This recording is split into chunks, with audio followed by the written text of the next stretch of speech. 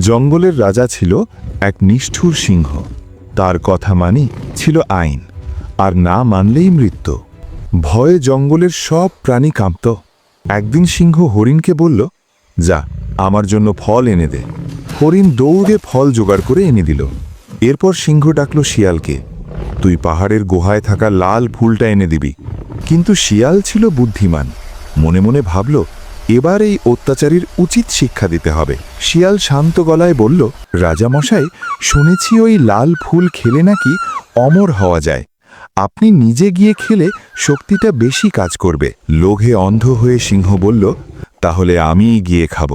শিয়াল তাকে ভুল পাহাড়ের গুহায় নিয়ে গেল। তারা পাহাড়ের গুহার সামনে পৌঁছালো। শিয়াল বলল, আপনি যান ভিতরে, আমি বাইরে দাঁড়াচ্ছি। সিংহ ভিতরে ঢুকে ফুল ছিঁড়তেই ফুলের ভিতরে থাকা বিষে সে চিৎকার করে উঠল, বাঁচাও, কেউ বাঁচাও!